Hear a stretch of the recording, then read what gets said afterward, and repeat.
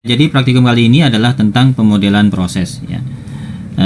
Jadi setelah kalian menyimak materinya ya, kemudian ada 3 aktivitas yang nanti akan kalian lakukan gitu ya.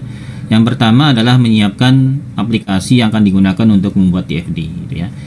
Nah, sebetulnya ini saya tidak menentukan aplikasi apa yang nanti akan kalian gunakan ketika kalian membuat DFD ya, tetapi ini salah satu contoh saja gitu ya.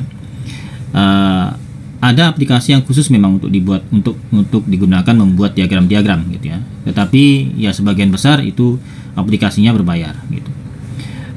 Bisa juga kita menggunakan misalkan Microsoft Visio gitu ya, bahkan mungkin PowerPoint atau Microsoft Word ya, atau misalkan kalau di Google Docs itu ada Google Docs, kemudian ada Google apa namanya yang untuk yang seperti PowerPoint itu ya.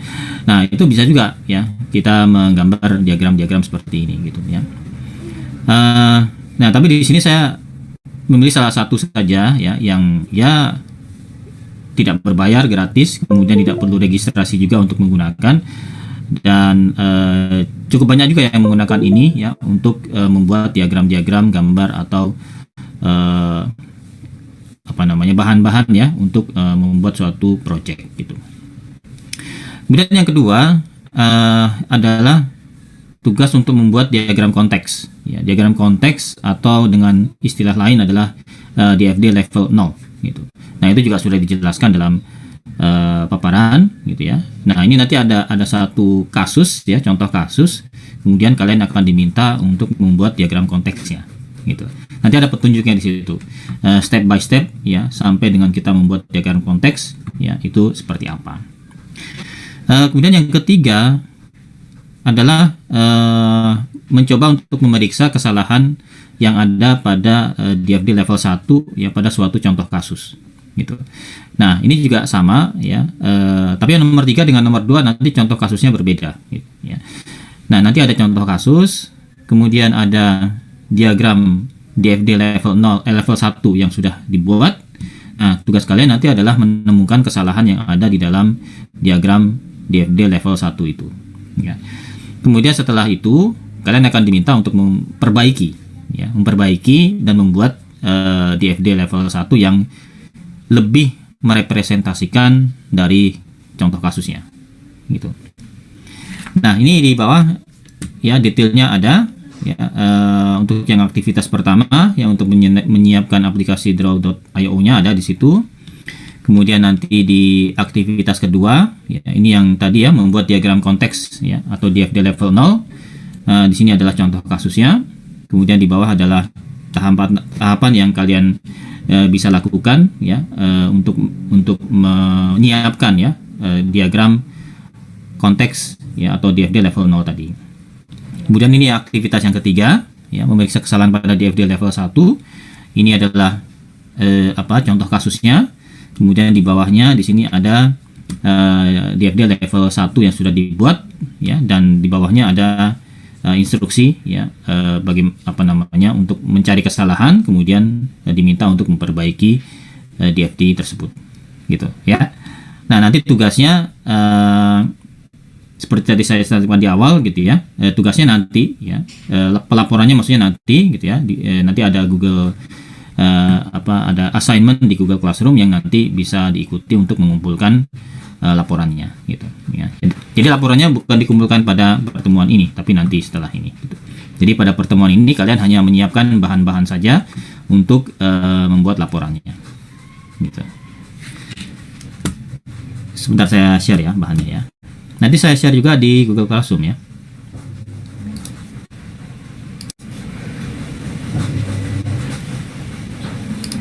Sebentar.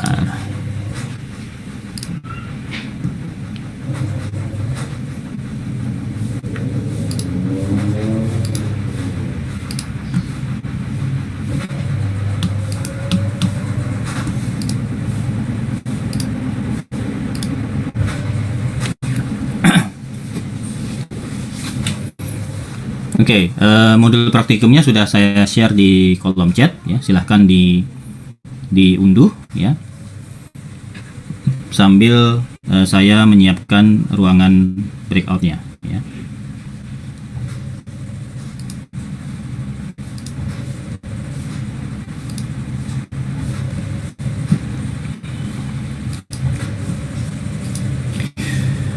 Untuk petunjuk atau instruksi untuk praktikumnya kira-kira ada yang kurang jelas yang ingin ditanyakan, silakan.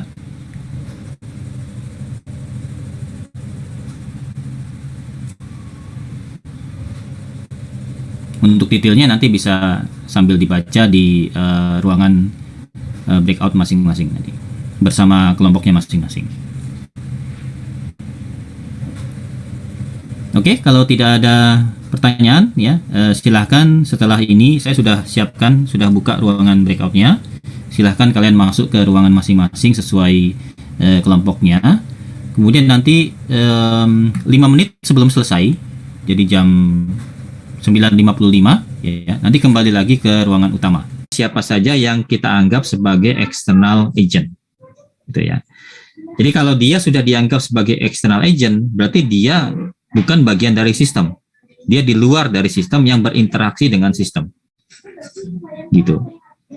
Tetapi ketika proses yang dilakukan oleh yang external agent itu kita anggap sebagai bagian dari sistem, berarti dia tidak perlu kita keluarkan dari sistem. Gitu, ya. Contoh misalkan ya, contoh aja. Misalkan tadi banyak yang bertanya tentang bagian keuangan ya. Bagian keuangan itu external agent atau bukan, gitu ya. Nah, itu tergantung dari cara kita memandang, gitu ya.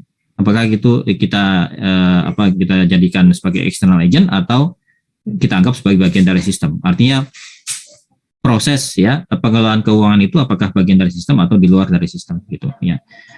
Kalau kita anggap itu sebagai di luar dari sistem, di mana sistem yang kita bahas itu adalah sistem meregistrasi mata kuliah ya. Kalau di perguruan tinggi yang lain itu adalah KRS ya, membuat KRS, maka bagian keuangan itu bisa kita keluarkan dari sistem ya. Dan kita tidak perlu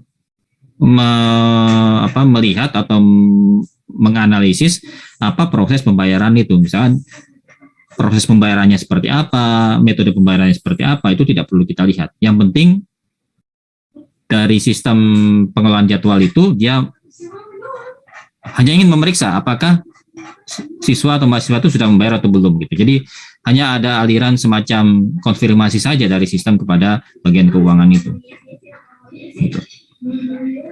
Nah, tapi kalau misalkan itu kita anggap sebagai bagian dari sistem, berarti proses pembayaran itu ada di dalam sistem, sehingga tidak ada di luar itu muncul bagian keuangan sebagai external agent, gitu.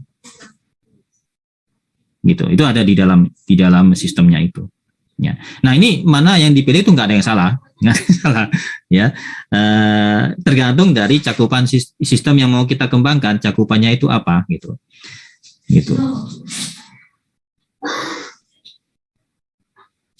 Ya. Nah, bisa juga gitu ya. Jadi ini sistem yang lebih besarnya ada lagi, gitu ya. Sistem informasi perguruan tinggi misalkan, gitu. Nah, sistem informasi perguruan tinggi itu terdiri dari beberapa subsistem. Ya.